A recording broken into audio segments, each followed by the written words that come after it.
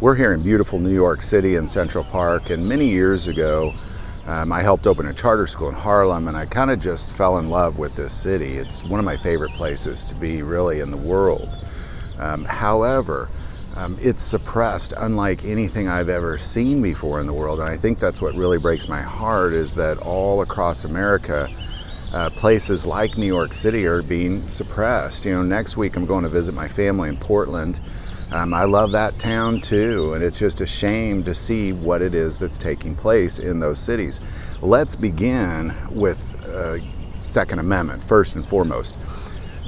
Second Amendment is not recognized in New York City at all. It would be very big problem if I was to open carry this town. I wouldn't make it a block, that's for sure.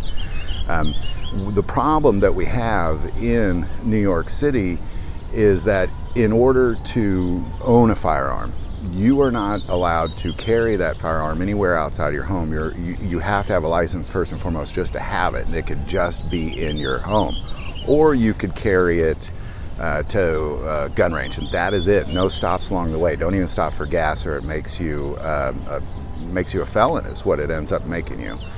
The other issues, like, just let's get off of guns for a while. They don't take cash in New York City. By law, due to COVID, they don't take cash. That's leaning a terrible direction.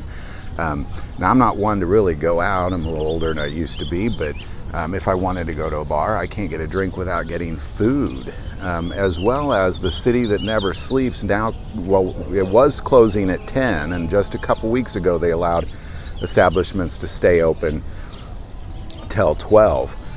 So the city that never sleeps apparently does do a lot of sleeping lately under control. And you know, even as little as I can't buy a big gulp in this town because they've made it illegal for me to enjoy a large soda, which I wouldn't anyway. But the fact that they made that illegal is really quite extraordinary.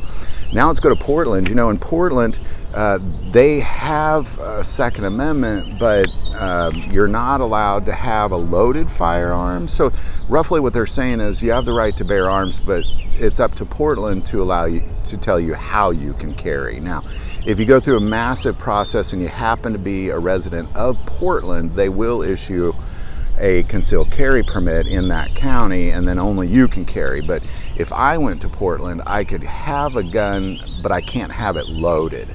Not even in my car.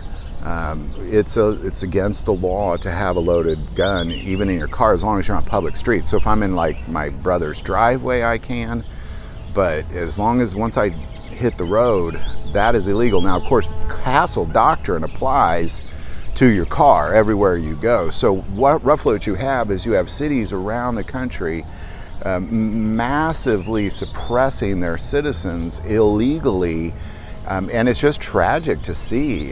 You know, again, a lot of people say, well, just don't go to those places. Well, it's hard. My family lives in Portland. I jokingly call New York City my second home. You just can't do that kind of thing. And to top it off, I have loved ones in those places, so I care about them and them being suppressed, and they're not going anywhere. These are their homes.